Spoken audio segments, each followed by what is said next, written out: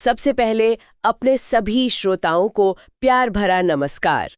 आज फिर एक नए और गहरे विषय के साथ हम आपके सामने हाजिर हैं। बिल्कुल, एक ऐसा विषय जिसे हर इंसान अपने अपने तरीके से करता है। हाँ, और उसे हम भक्ति का नाम देते हैं। तो चलिए शुरू करते हैं, लेकिन उससे पहले आपसे एक छोटी सी गुजारिश है। जो साथी हमारे चैनल पर नए आए हैं वो चैनल को सब्सक्राइब जरूर कर लें। बिल्कुल, ताकि वो भी इस चर्चा का हिस्सा बनकर जीवन के असली रहस्य को समझ सके। दोस्तों, आज के समय में हर कोई भक्ति की बात करता है। कोई मंदिर जाता है, कोई मस्जिद, कोई घंटियां बजाता है तो कोई पाठ करता है। लेकिन सवाल ये है, क्या सिर्फ यही भक्ति है? असल भक्ति वो नहीं जो सिर्फ शब्दों तक सीमित हो। सही कहा। असल भक्ति वो है जो इंसान के व्यवहार में दिखाई दे। जब किसी के दिल में प्यार हो, नफरत की जगह दया हो, घमंड की जगह नम्रता हो, तभी सच्ची भक्ति शुरू होती है। एकदम सही। भक्ति का मतलब है हर इंसान में परमात्मा को देखना, किसी रोते हुए चेहरे पर मुस्कान बन जाना, किसी टूटे हुए दिल का सहारा बन जाना। हाँ, क्योंकि अगर पूजा करने के बाद भी दिल में क्रोध, ईर्ष्या और नफरत बाकी है तो समझ लेना भक्ति अभी अधूरी है। सच्चा भक्त वही है जो अपने शब्दों से नहीं, अपने कर्मों से परमात्मा को महसूस करवाए। क्योंकि परमात्मा को बड़े मंदिर नहीं चाहिए, उसे चाहिए एक साफ दिल। और जिस दिन इंसान का दिल साफ हो गया ना, उस दिन उसकी हर सांस भक्ति बन जाएगी। क्या बात है। और यही आज के हमारी इस डीप डाइव का मतलब इस गहरी चर्चा का मुख्य विषय भी है। आज हम कुछ बहुत ही दिलचस्प स्रोतों का विश्लेषण कर रहे हैं। जी, हमारे पास कई बेहतरीन स्रोत हैं, जैसे 78वें निरंकारी संत समागम और बाल समागम की रिपोर्ट्स। हाँ, और साथ ही द टाइम्स ऑफ इंडिया का एक लेख, जैकब कोपमैन की मशहूर किताब वेन्स ऑफ डिवोशन और एक बहुत ही गहरा दार्शनिक शोध पत्र भी है। बिल्कुल। और हमारा मिशन यही समझना है कि कैसे सच्ची भक्ति केवल बाहरी दिखावा नहीं है, ये एक आंतरिक बदलाव है, एक तरह का एथिकल ह्यूमैनिज्म जो हमारे जीने का तरीका बदल सकता है। मतलब ये है कि शांति बाहर नहीं, अंदर है। लेकिन यार एक बात सोचिए, आज हम तकनीकी से इतने जुड़े हुए हैं, हमारे पास 5G इंटरनेट है, हम मंगल ग्रह की तस्वीरें देख रहे हैं। हाँ, टेक्नोलॉजी तो बहुत आगे चली गई है। लेकिन फिर भी आज का इंसान इतना अकेला और डिप्रेशन में क्यों है? हम साफ दिल की बात करते हैं पर अंदर से सब खाली क्यों महसूस कर रहे हैं? ये बहुत बड़ा सवाल है। इसके लिए हमें उस मनोविज्ञान को समझना होगा जिसे अकादमिक दुनिया में डिस्प्लेस्ड वर्शिप कहा जाता है। डिस्प्लेस्ड वर्शिप मतलब दिखावे की पूजा? बिल्कुल।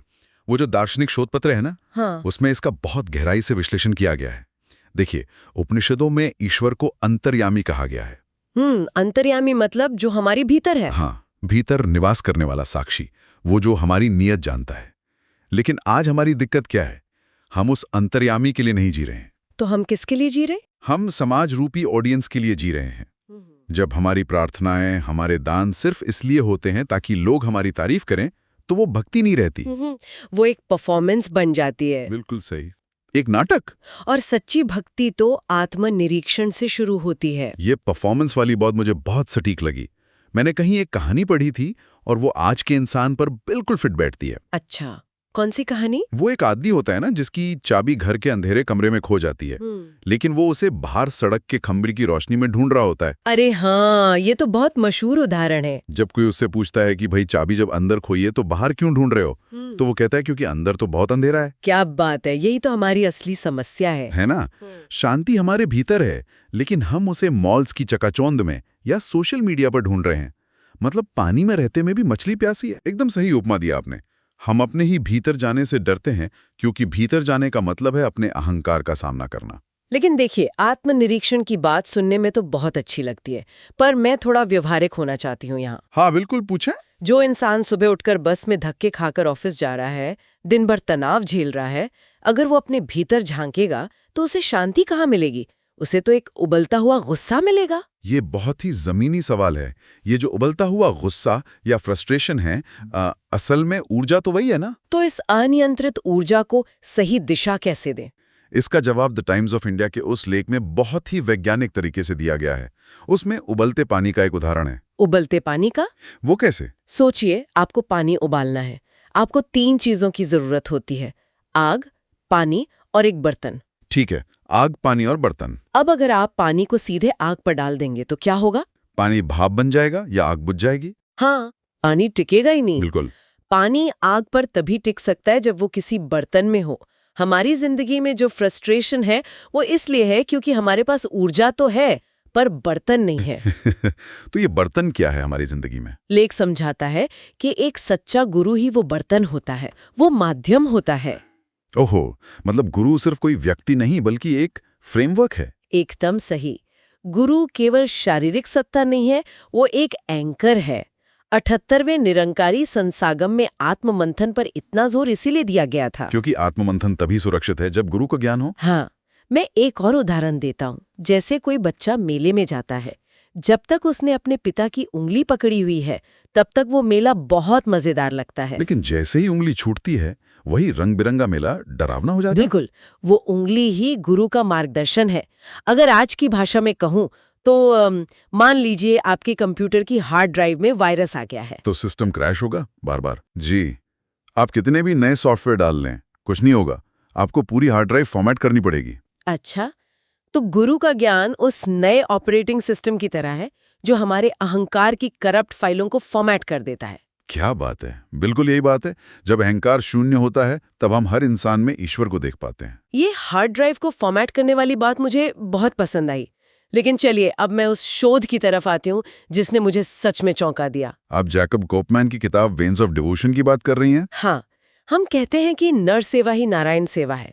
हम पैसे देते हैं, कपड़े दान करते हैं, लेकिन आधुनिक दुनिया में ये संस्थाएं रक्तदान को सबसे बड़ा दान मान रही हैं। ये सच में बहुत ही क्रांतिकारी नजरिया है। मतलब एक आम नजरिए से देखें तो ब्लड डोनेट करना तो एक मेडिकल चीज है। अस्पताल जाओ, खून दो, घर आ जाओ। इसमें भक्ति कहाँ से आ गई? यहीं पर कोपमैन का शोध हमारी सोच को बदलता है।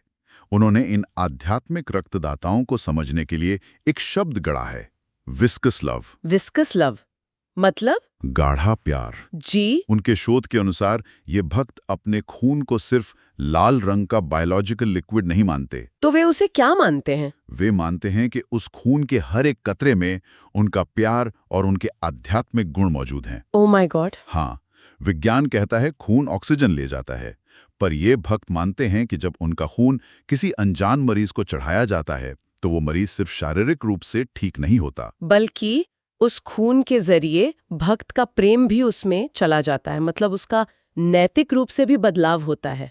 बिल्कुल। और इस पूरी प्रक्रिया की सबसे बड़ी दार्शनिक खूबी क्या है पता है? क्या? इसकी गुमनामी, मतलब पूरी तरह से अनोनिमस होना। मैं समझ रही हूँ। जब हम पैसे दान करते हैं तो कहीं ना कहीं अहंकार आ जाता है कि मैंने दिया। और कई लोग तो सोशल मीडिया पे फोटो भी डाल देते हैं दान करते हुए। हाँ, जो कि फिर से वही डिस्प्लेड वर्शिप हो गया। बिल्कुल। लेकिन खून दान करते समय वो खून एक प्लास्टिक के बैग में चला जाता है। आपको नहीं पता कि वो किस धर्म, किस जाति या किस अमीर गरीब इंसान को चढ़ेगा। आप रिसीवर के साथ कोई सेल्फी नहीं ले सकते। एकदम सही। ये अहंकार को खत्म करने का और निस्वार्थ मानव सेवा का सबसे शक्तिशाली तरीका है। ये सच में रोंगटे खड़े कर देने वाला विचार है। और मैंने उस किताब में एक और बहुत भावुक कर देने वाली चीज पढ़ी। वो डॉक्टर वाले रिजेक्शन की बात। हाँ, कोपमैन बताते हैं कि जब किसी ब्लड डोनेशन कैंप में कोई डॉक्टर किसी भक्त को स्वास्थ्य कारणों से खून देने से मना कर देता है, जैसे हीमोग्लोबिन कम है, तो वो भक्त फूट फूट कर रोने लगते हैं। ये बहुत ही गहरा मनोवैज्ञानिक रिएक्शन है। मतलब कोई आम इंसान हो तो खुश हो जाए कि चलो सुई लगने से बच गए, पर वो रो क्यों रहे हैं? क्योंकि वो इस मेडिकल रिजेक्शन को एक शारीरिक कमी नहीं बल्कि एक नैतिक विफलता मानते हैं, एक मॉरल इनएलिजिबिलिटी। उन्हें लगता है कि उनके मन में कोई कमी रह गई, इसलिए उनकी सेवा स्वीकार नहीं हुई। हाँ, उनके लिए कोई सोशल ड्यूटी नहीं है, ये उनका सबसे बड़ा आध्यात्मिक अनुष्ठान है। ये समर्पण का एक बिल्कुल ही अलग लेवल है। लेकिन यहाँ मेरा एक और सवाल है। बताइए। चलिए मान लिया कि इंसान ने बेनाम होकर अपना खून दान कर दिया, लेकिन ये तो एक इवेंट हुआ ना, जो आपने 6 महीने में एक बार कर लिया। हाँ, बात तो सही है। असली चुनौती तो रोजमर्रा की जिंदगी है। जब घर में पैसे की तंगी हो या ऑफिस में बॉस परेशान कर रहा हो, तब अपना अहंकार त्याग कर निस्वार्थ बने रहना, ये कैसे संभव है? इस सवाल के जवाब के लिए हमें बाल समागम की उस रिपोर्ट पर जाना होगा। देखिए, ये मूल्य रातों रात नहीं आते, इन्हें बचपन से गढ़ा जाता है। बिल्कुल। रिपोर्ट में बाबा हरदेव सिंह जी का एक बहुत खूबसूरत संदेश है। उन्होंने बच्चों को सिखाया था, अगर पनीर नहीं है तो मैं दाल के साथ खुश हूं। अरे वाह! अगर पनीर नहीं है तो मैं दाल के साथ खुश हूँ। मतलब जो नहीं है उसकी शिकायत करने के बजाय जो पास है उसमें आनंद ढूंढना। बिल्कुल, यही सच्ची भक्ति का मूल है, हर परिस्थिति में संतोष। और इसी बात को समझाने के लिए उन्होंने मक्खी और मधुमक्खी की बहुत शानदार तुलना की थी। वो फ्लाई वर्सेस हनी बी वाला उदाहरण, वो तो आज के समाज का एकदम सही आईना है। हाँ, आप ही बताइए, एक मक्खी का स्वभाव क्या होता है? मतलब मक्खी को आप किसी बहुत ही सुंदर और साफ सुथरे शरीर पर भी बैठा दें, तो वो पूरी सुंदरता छोड़कर सिर्फ ये ढूंढेगी कि कहीं कोई छोटा सा घाव है क्या। बिल्कुल, और जैसे ही घाव मिलेगा वो उसी गंदगी पर जाकर बैठेगी। यानी उसका पूरा फोकस सिर्फ कमी निकालने पे है। और दूसरी तरफ एक मधुमक्खी होती है। आप उसे किसी बदबूदार कूड़े के ढेर के पास छोड़ दें, वो उस गंदगी की परवाह नहीं करेगी। वो उड़ती हुई जाएगी और अगर उस कीचड़ में कोई कमल खिल रहा होगा तो सीधे उस फूल पर बैठेगी। बिल्कुल, और उसका मीठा रस ले लेगी। आज हमारा दिमाग भी मक्खी जैसा हो गया है। हम सामने वाले इंसान में हजार अच्छाइयां होने के बावजूद सिर्फ उसकी एक बुराई पकड़कर बैठ जाते हैं। एकदम सही कहा। हम बस इसी ताक में रहते हैं कि कैसे कमियां निकालें, कैसे निंदा करें। लेकिन जो सच्चा भट्ट है, जिसने अपना अहंकार छोड़ दिया है, उसकी दृष्टि हमेशा मधुमक्खी जैसी होनी चाहिए। वो दूसरों की कमियों को छोड़कर सिर्फ अच्छाई ग्रहण करता है। अगर हम मधुमक्खी वाला नजरिया अपना लें तो आधी परेशानियां तो वैसे ही खत्म हो जाएं। मुझे यहाँ मूर्तिकार और दो पत्थरों की वो मार्मिक कहानी याद आ रही है। हाँ, वो कहानी इस चर्चा को एकदम समेट देती है। देखिए, मूर्तिकार की छिनी की चोट खाकर जो पहला पत्थर दर्द के मारे रो पड़ा और टूट गया, उसे मंदिर के बाहर नारियल फोड़ने के लिए रख दिया गया। और दुनिया रोज उस पर दुख के नारियल फूटती है। बिल्कुल। लेकिन जिस दूसरे पत्थर ने दर्द सहा और खुद को समर्पित कर दिया, वो पूजनीय मूर्ति बन गया। क्या बात है! जीवन की चुनौतियां और गुरु की शिक्षाएं उसी छेनी की तरह हैं। वो हमें तोड़ने के लिए नहीं, बल्कि तराशने के लिए आती हैं। तो अगर हम इस पूरी चर्चा का सार निकालें तो बात एकदम शीशे की तरह साफ है। सच्ची भक्ति कोई रस्म नहीं है, ये कोई पॉज बटन नहीं है जिसे आपने 10 मिनट के लिए दबा दिया। बिल्कुल नहीं। ये तो एक निरंतर एहसास है, एक ऑपरेटिंग सिस्टम जो हमेशा बैकग्राउंड में चल रहा है। चाहे आप दफ्तर जा रहे हों, गाड़ी चला रहे हों या रसोई में रोटी बना रहे हों, अगर आप मधुमक्खी की तरह दूसरों की अच्छाई देख रहे हैं तो आपके कर्म ही आपकी पूजा बन जाते हैं। ये अपनी मैं की छोटी सी नदी को निरंकार के विशाल समंदर में मिला देने की कला है, जहां आपकी कोई अलग पहचान नहीं बचती। जाते जाते हम अपने सभी श्रोताओं को एक नए और थोड़े चुभने वाले विचार के साथ छोड़ना चाहेंगे। आज रात खुद से ये सवाल जरूर पूछिएगा, अगर हमारे कर्म ही हमारी सच्ची भक्ति का आईना है तो हमारी रोजमर्रा की दिनचर्या क्या बताती है कि हम असल में किसकी पूजा कर रहे हैं? क्या हम अपने अहंकार की वेदी पर रोज फूल चढ़ा रहे हैं, या हम सच में उस परमपिता को अपने आसपास के इंसानों में खोज रहे हैं? इस पर जरूर विचार कीजिएगा। दोस्तों, ऐसे ही गहरे और जीवन बदल देने वाले विषय लेकर हम आपके सामने आते रहेंगे। आज का ये विषय आपको कैसा लगा? कमेंट